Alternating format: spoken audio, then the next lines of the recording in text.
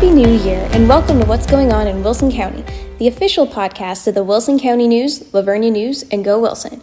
I'm Julia Weaver, your podcast host, and I'm going to take you through some prominent headlines from both newspapers, as well as give you the inside scoop on some upcoming local events.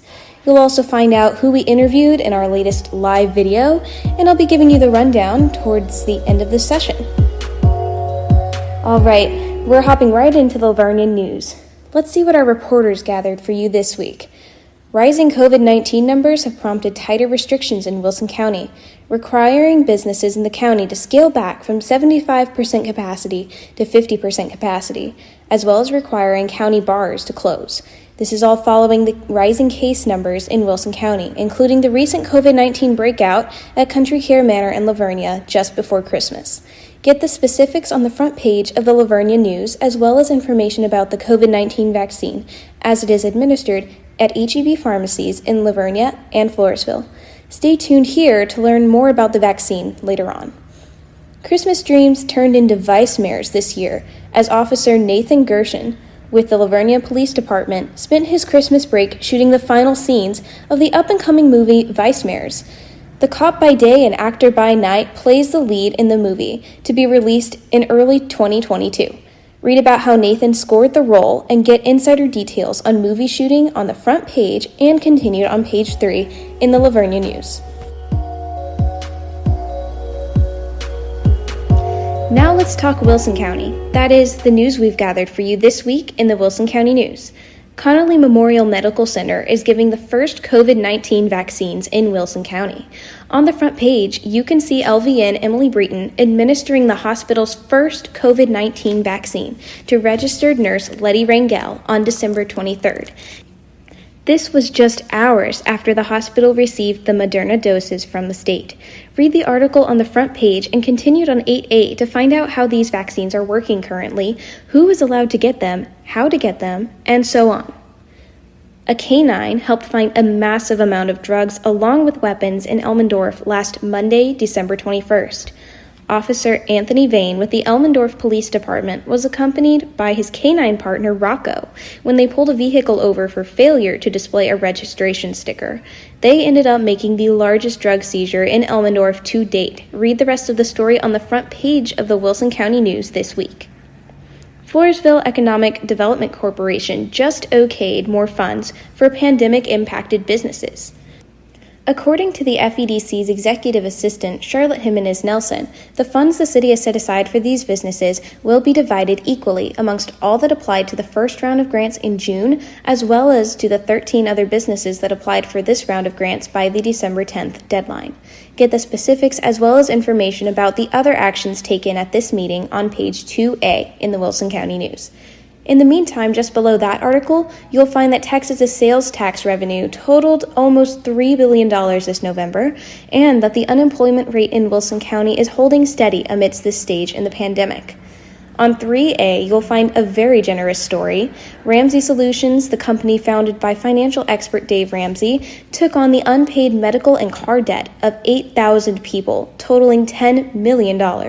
Find out how he did it and why by reading the story. The Wilson County Sheriff's Department assisted in shutting down part of a lengthy and ongoing narcotics investigation, making a total of 10 arrests. Find out how they did it and why they were in Lavaca County that day on page 4A of the Wilson County News. Now let's talk WCN Live Studios, the Wilson County News' ongoing and ever-building collection of live interviews and videos. In our latest Facebook Live video titled Start the New Year with an Old Story, we told the story of the Wilson County News from start to present. Kristen Weaver, the Director of Operations at the Wilson County News, and I, Julia Weaver, the regular Facebook Live host and the Marketing and Social Media Specialist, invited Al and Elaine Kalogi on camera. Al and Elaine are husband and wife. And the newspaper, which started as a hobby for Elaine in the late 1970s and early 1980s, has become their passion. Al is the business manager, which means he handles pretty much everything that doesn't have to do with the newsroom. He helps deliver papers and helps the distribution team plan routes. He handles building and vehicle maintenance for the company. He chases away dogs and bats and other threats when needed. And he, of course, signs all the checks at the end of the day. Elaine is the publisher of the newspaper. She started by writing letters to the editors of several local newspapers, but luckily came to meet the previous owner of the Wilson County News, which was just a shopper at the time, and started working with him in her spare time, writing articles and helping out as needed. Learn how Elaine came to take over and how she's grown the small free shopper into the large paid weekly newspaper that it is today, along with how her family and close friends have stayed involved to carry on the legacy of the Wilson County News.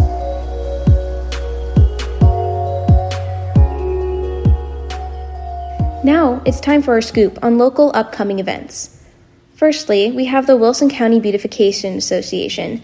They're having a litter pickup on January 1st, today, from 9:30 a.m. to 11 a.m. along County Road 344 from FM 775 to Wolf Lane in Vernia. Volunteers are needed, so find the event on GoWilson360.com to sign up. La Cruda 2021 is today. It's the first 5K of the year, and it's hosted by The Den in Vernia from 10 a.m. to 11 a.m. on January 1st. Find the event on GoWilson360.com for more information. La Vernia Little League registration is in person on January 2nd from 9 a.m. to noon. You can come to the Den in La Vernia to register your kids for Little League and ask your questions about being a coach or an umpire. For more information, find the events page on GoWilson360.com. Hike into 2021 with Camp Gladiator on January 2nd. The fitness group invites all, even non-members or newbies, to join them for their hike at Jackson Nature Park.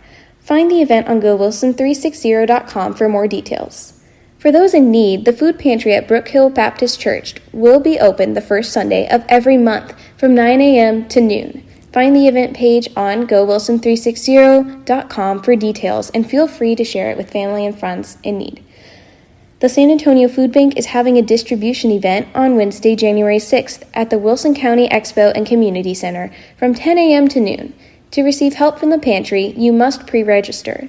The link to register, along with more information, can be found by searching the event on GoWilson360.com. All right, folks, that's it for this episode of What's Going On in Wilson County. Thank you for tuning in on this fine day, and again, Happy New Year to you all. We hope to see you next Friday for another episode of What's Going On in Wilson County. This is Julia Weaver, your host, signing out.